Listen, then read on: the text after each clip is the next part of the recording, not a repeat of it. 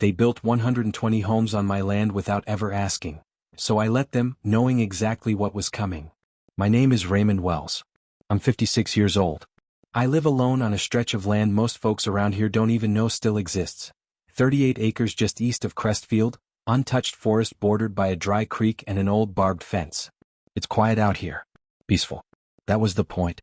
I used to be a city planner. Spent 25 years drafting blueprints for someone else's future. Grid lines, drainage reports, commercial zones. Then one day I stopped. I buried my son, packed a duffel bag and left the city behind. Grief will do that. Make noise unbearable. Make silence feel like shelter. This land, these acres, they weren't just where I retired. They were where I restarted.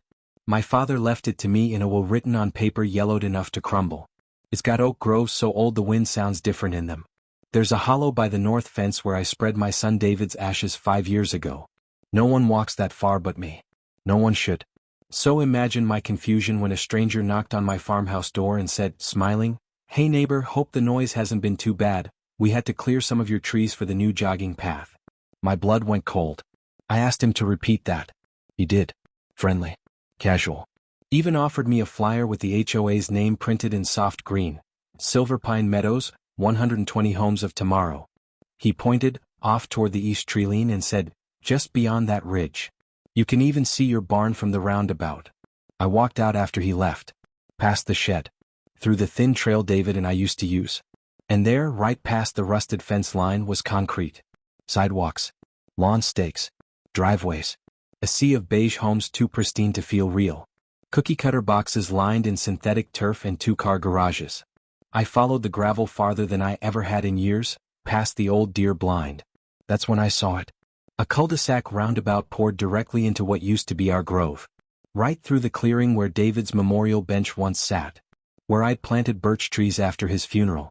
They were gone now, ripped out, burned, leveled. No plaque. No marker. Just tire marks and freshly poured curb. I stood there a long time. Not crying. Not angry. Just still. It took 3 phone calls to find out who was responsible. The first one was the HOA office, who bounced me to their legal rep. His name was Todd Langford, a man whose voice dripped with artificial civility. He offered to explain the permitting process to me if I had trouble understanding how easement lines worked.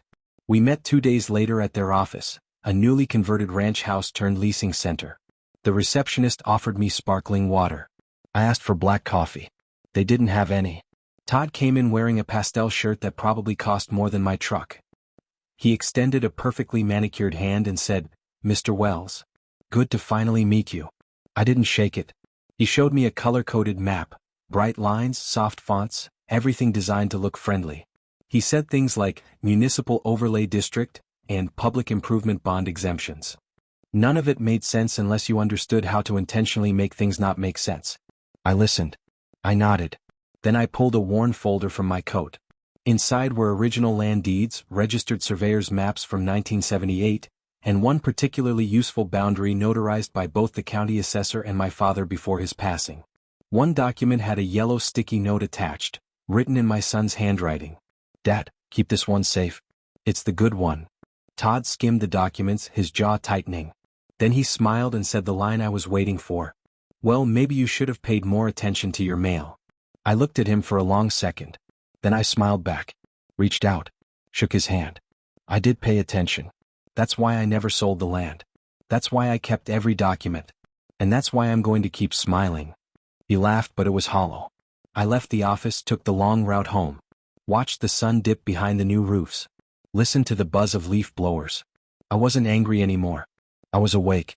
They thought I was just some forgetful farmer who didn't know what was his. They thought I wouldn't notice 8 acres missing under concrete. They thought they'd get away with it because no one pays attention anymore. But they forgot one thing. I used to build cities. I knew every trick in the book because I'd written most of them. I knew what loopholes they used. I knew how plat maps could be layered, how survey discrepancies could be smoothed out, how county deadlines could be dodged with the right handshake. And I knew more than anything that paper doesn't lie when you treat it right. That night, I walked out to the old oak stump where David's bench used to sit. I stood there barefoot in the cold grass and I made myself a promise. I wouldn't raise my voice. I wouldn't throw a punch. I would wait. I would gather. And when I was ready, I'd show them what it meant to build something on someone else's foundation. Because sometimes, when people bury your memory under concrete, the only justice left is to make the foundation crack from underneath. The smile never left my face as I left that pastel-colored office. But inside I was stone. Back home, the kettle whistled before I could even hang up my coat. Habit. I poured the tea, black and bitter, and sat at the kitchen table. That folder, David's folder, still sat there like it had been waiting. I flipped it open, then picked up my old landline and dialed a number I hadn't called in years. Judith answered on the third ring. "Still got that federal zoning brain of yours?" I asked. She laughed. A slow, rich sound that made the years disappear. "Depends who's asking." "I need to dig through some lies," I said. "And you always were best with a shovel." Judith had retired as a county judge 15 years ago, but she'd never retired from justice. She arrived 2 hours later in a maroon Oldsmobile with a binder already in her lap. Her first question wasn't how I'd been. It was, who stole what and how stupid were they about it? We spread everything across the kitchen table: old land plats, certified surveys, copies of deeds going back to 1963. I showed her the highlighted easement zones, the new development map Silver Pine was parading around, and the county's updated overlay that somehow put my grove under community green space. "They never refiled your lot as public," Judith said, frowning. I raised an eyebrow. "Meaning?" "Meaning they built on land that was never legally rezoned or transferred. That alone makes half this project an insurance nightmare." I nodded. "Good." The next morning I called Tarek. He was my sister's son, a sharp-minded civil engineer with a knack for turning dusty archives into digital clarity. He showed up with a laptop, drone kit, and a USB scanner the size of a notebook. His eyes widened when I showed him the discrepancy between the old topography map and the new zoning overlay. This is layered wrong," he muttered. "Their boundary points are extrapolated from outdated GIS data." "In English?" I asked. "They used guesswork, Uncle Ray. And they guessed wrong." We uploaded the documents, tagged the discrepancies, and used the drone to take elevation markers across the property. What we found was worse than I imagined. The developers hadn't just miscalculated a few feet. They'd poured foundations a full 57 yards over the legal line, 8 acres total. Fully built. Sold. Occupied. Later that week, I went to the title office to request archived filings for the Silver Pine subdivision. That's where I met Lana.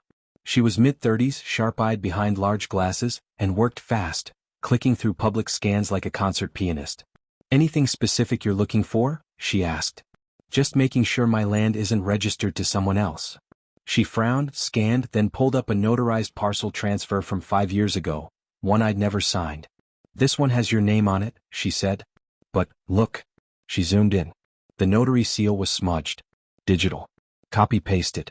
The signature didn't even match my records. Lana leaned back and muttered under her breath, "That's forged." I stared at the screen. "Can you print that for me?" I asked. She hesitated, then nodded. I drove home with it sitting beside me like evidence from a crime scene. That night, I walked alone to the roundabout. No one saw me. It was late, the neighborhood quiet except for the hum of backyard heat pumps. I stood in the center of that smooth concrete circle where David's bench used to be. My breath misted in the air. I closed my eyes. I remembered his laugh, clear, unfiltered joy, echoing through the trees the day we planted the birches. Now there was no trace. Just SUV tracks and LED path lights humming softly beneath the stars. They didn't just steal my land. They erased my son. And I wasn't going to let them get away with it. The next morning, I visited the county clerk's office. No confrontation. No outrage. Just a quiet filing. Quiet title action. Raymond Wells versus Silver Pine Holdings LLC. The action was simple. I wasn't selling. I wasn't suing for damages. I was reclaiming ownership of the 8 acres they built over. Then I began my next move. Tarek helped me pull public tax records. And that's when we found the hole in their foundation. The Silver Pine developer, Meadowcorp Urban Developers, had split land financing among several limited equity partners. Many of them hadn't paid off their tax shares on undeveloped parcels. Most assumed those parts weren't valuable. After all, they were just back trails, retention pond edges, utility lots. I quietly bought 7 liens over the next 3 weeks under a private LLC I formed. Sunskeep Holdings LLC. Judith oversaw the filings. Tarek double-checked parcel overlays. Lana verified the courthouse entries. Nobody saw it coming. No lawsuits. No threats. Just cold paperwork sliding into place like tectonic plates. 3 weeks later, I sat on my porch with a pen and a stack of printed deeds. The autumn sun warmed the floorboards under my feet. My boots were muddy. My shirt smelled like sawdust. Everything felt right. I signed the last form and looked out across the ridge. The houses were still there. Their lights still flickered on at dusk. The community still walked their dogs through my stolen grove. But now, every sidewalk, every cul-de-sac, every corner lot sitting 12 feet over the boundary, they didn't own that anymore. I did. And not just legally, but quietly, completely. I raised my tea in the direction of the roundabout and whispered, "You buried my boy. Now I'll bury your plans." The first letters went out on a Tuesday. Neutral cream envelopes, stamped with the county clerk's watermark and sent by certified mail. 62 households in Silver Pine Meadows received them within 48 hours. Inside just a few lines. "Please be advised, a quiet title claim has been filed regarding the land beneath your property. You are not named as a defendant at this time but may be affected by the outcome. Legal counsel is advised." The HOA brushed it off. At first. But by the end of the week, the neighborhood Facebook group was flooded. "Does anyone know what this Sunskeep Holdings company is? My husband said we're listed under something called a boundary dispute. Why is our backyard part of a lawsuit?" Then came the real blow. Realtors began pulling listings. Lenders froze refinancing requests. The rumors spread faster than the HOA's damage control. It took less than 2 weeks before the HOA called an emergency community meeting. I wasn't invited. But I didn't need to be. That night, Judith and I sat across the street from the community clubhouse in her Oldsmobile, windows cracked, listening. "You told us these were clean titles," a man shouted. "You said all the land was cleared. Why is there a lien from Sunskeep Holdings on my driveway?" Someone slammed a binder. Another woman shouted, "Are we going to lose our homes?" Inside, Todd Langford's voice rose and cracked, but it was the sound of a man cornered. Judith smiled and sipped her coffee. "The panic's setting in," she said. I nodded. "Let's feed it." The next day I received a cease and desist letter. Formal. Overwritten. Full of bolded phrases like harassment, defamation, and willful interference with community stability. I walked into Judith's office with it folded neatly in my pocket. "Read this one," I said. "Then read this." I handed her a manila folder containing notarized survey maps, elevation scans, tax records, and 3 certified documents from the county GIS office confirming the HOA had built across my land. Not an inch, 8 acres. She didn't even blink. "Want me to frame this next to the cease and desist?" "Let's send it back as the reply," I said. We did. Attached was a formal counter letter stating we would welcome a legal hearing to establish ownership, accompanied by over 100 pages of supporting documentation. The last page featured a digital signature from Tariq and a stamped plat highlighting the old grove. That grove would change everything.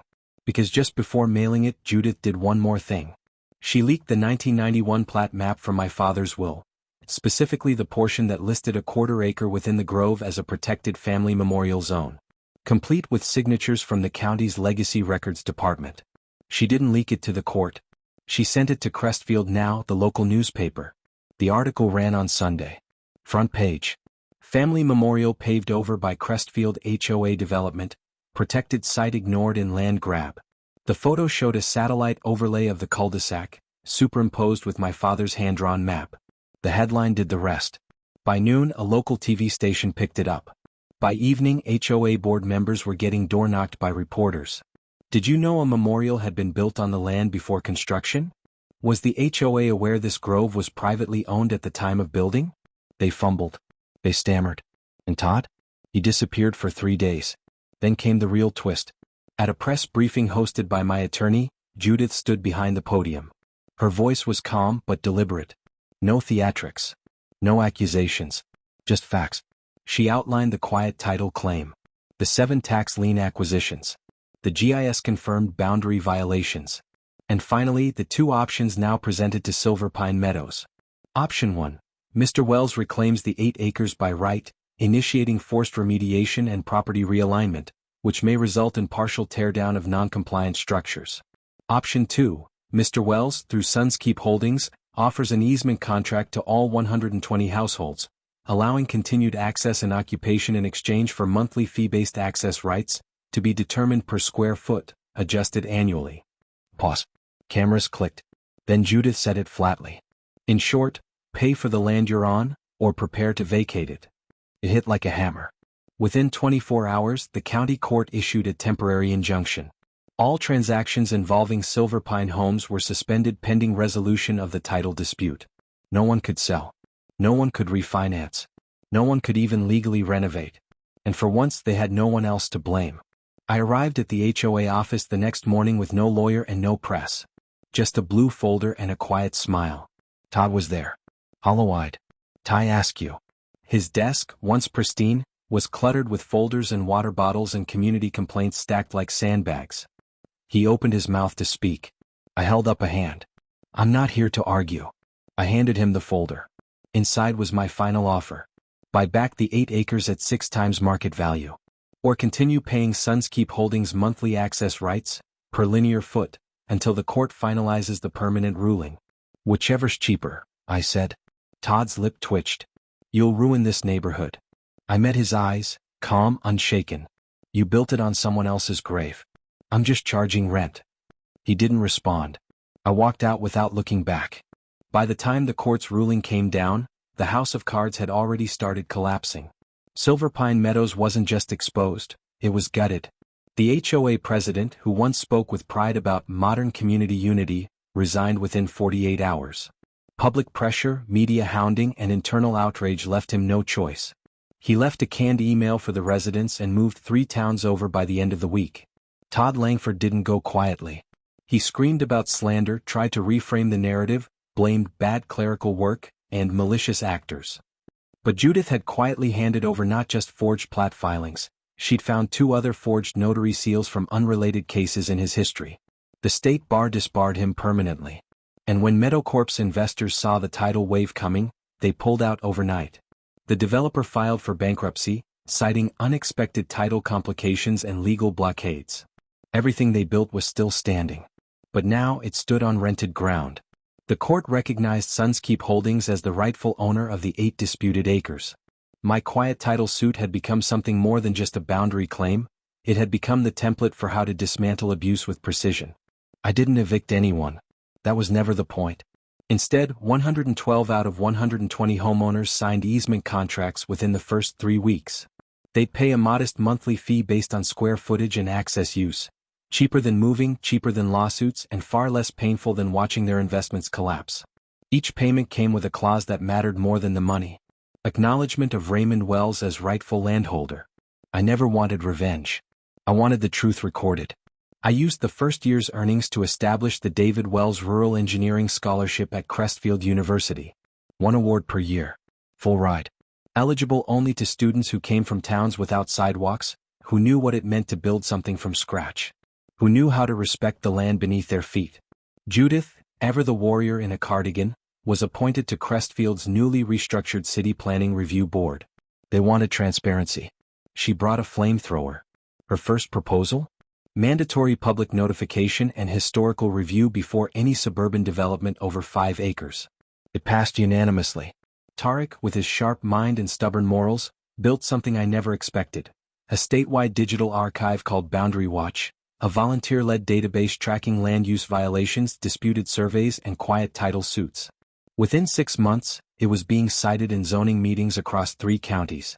One man's stolen grove had become a lighthouse for thousands. Still, it wasn't over for me. Not yet. The roundabout still stood. Concrete still covered the place David laughed, the grove where we laid his ashes, the place that had once felt sacred and stolen all at once. So I made one final purchase. Through Sunskeep Holdings, I bought back a single parcel in the dead center of Silver Pine, the roundabout lot. HOA bylaws labeled it neutral beautification space, meaning they couldn't stop me. It cost less than I'd paid in legal fees. I cleared it in 3 days. Had the concrete jackhammered. Tore out every last artificial hedge. Then, slowly, patiently, I replanted. 6 birch trees. 3 oaks. Low grasses, blue wildflowers, and 1 hand-carved bench, built by my own hands just like the one David and I used to sit on. Facing west toward the creek. I added a single bronze plaque. No names. No noise. Just words. In memory of what you tried to bury. In honor of what still grows. Now I sit there some evenings. The land is different, but it breathes again. Children bike in lazy loops around the grove. Families walk dogs. Some wave at me as they pass, never knowing the full story. And that's fine. Because the land remembers. It doesn't need applause. Only peace. That roundabout is no longer a symbol of what was taken. It's a living memory of what endured. A place where silence says everything that shouting never could. They built a neighborhood on my land thinking I wouldn't notice. But I did more than notice. I prepared. Quietly. Completely. Because sometimes justice doesn't come from revenge. It comes from rebuilding what was broken. If this story moved you, share it with someone who believes that truth always finds its way to the surface. Have you ever seen power abused quietly, right in front of your eyes? Tell us in the comments below. We read every one. And if you believe justice doesn't need to be loud to be real, hit subscribe for more stories that prove silence can be stronger than revenge. House with Garden. This is HOA Hacker. Quiet revenge. Loud justice.